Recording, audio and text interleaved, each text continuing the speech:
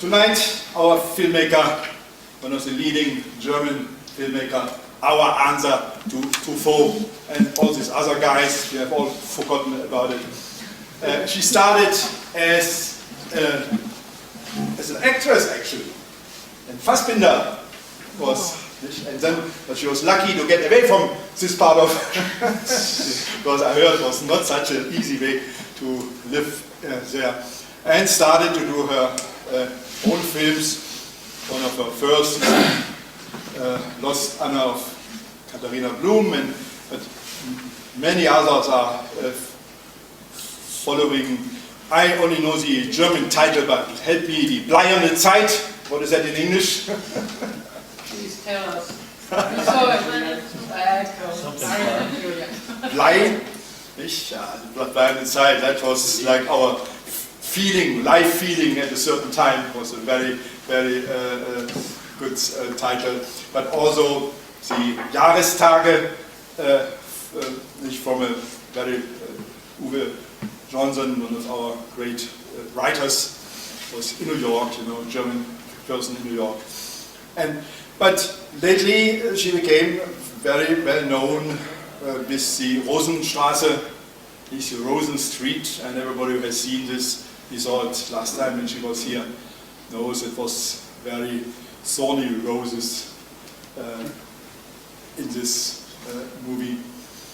Tonight we get another, as you have seen, I titled her class the Personal as a Political, because I found what is a great gift is that she does not need to separate both. So she does what is from itself the right way to see that everything political is also personal and the other way around. That is, every story, every life story is not just history, so it's also your personal suffering or joy, whatever. So tonight she will bring us one of the great women of German history, a suffering story, but also a story of triumph. Rosa Luxemburg, one of the icons of the communist movement. In East Germany, where I grew up, you know, she was like a saint, but she also influenced us in the West later, in the student movement. Yeah, you grew up in the East. So. Yeah, but I grew up in the East, but I left, I was thrown out when I was 12, so, you know, so otherwise I would have become General Secretary of the she would still be there, no wonder. Unfortunately. So, welcome with me, Margarethe von Trotta.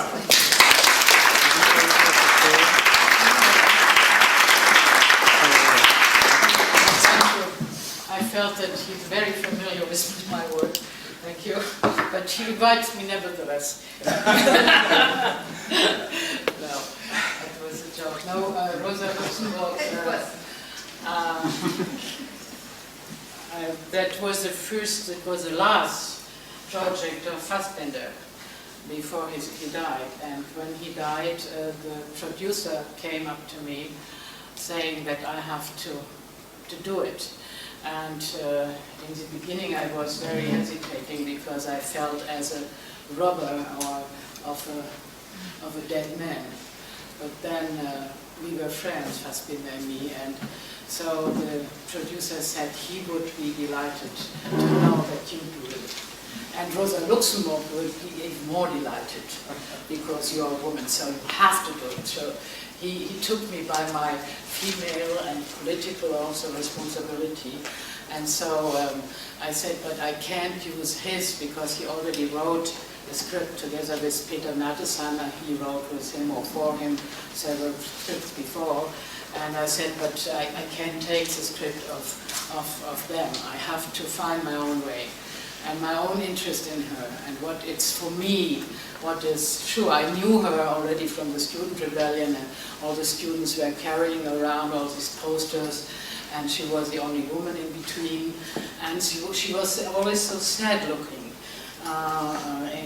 In confront to this, you know, cry, Ho Chi Minh, Lenin, and Marx, and all these very strong guys, and she just portrayed very, very earnest, very sad in between. And that was the first point I started to interest me for her, out of her face, not only out of her politics. And so I went back to this phase when I started to study. But how can you approach a person like that? Because all the political writings, all this revolution also, all this acting, but how could you approach a person, the inner being of a person? And so she wrote about 5,000 letters, or she wrote a lot more. She wrote 3-4 letters a day, but she wrote a lot more, but these 5,000 were still there in the archives. 3 volumes were already published and 2 were not yet published, and they let me in Berlin East at the Institute of Marxism-Leninism to read them there. And because I thought with letters you can enter much more in a person and a personality than only by political or historical writings. And so I told it already to my class today, I read them 5 times without taking notes. And I thought, what then remains for me, the rest, what remains, that is what is interesting me in her. That is for me the important issues and the important moments. And then I went back and I wrote the script, and so sure, I read all her political writings too, and memories of others, and I still met, for instance, you will see that an old anarchist in the time he was already 90, and he told me the story with a cat, that she had a cat and she domesticated the cat as well, that she ate with the cat. The cat was sitting like a real person at her table and eating like an adult person. And he also told me that she managed that the cat went onto the toilet sitting really like that I didn't show, but you will see the scene because you can't do that with a cat we had. So already to get a cat to eat on like a person at the table, it took the trainer. It took him 3 months to bring it. So he told me that, and then I found also another old lady then. And she was a pupil, a student of Rosa Luxemburg in the party school. The party had them in school, and she told me about too. But all these people who were very old, they wanted to tell me all their life, but I wanted only this life so I had always to calm them down. But then she gave me a photograph of Rosa costumed as a geisha. I never saw that picture before. I said, but what's that? Why? And she said, yes, we had these parties, parties, and because she was so small and she was black-haired, so she costumed herself as a geisha.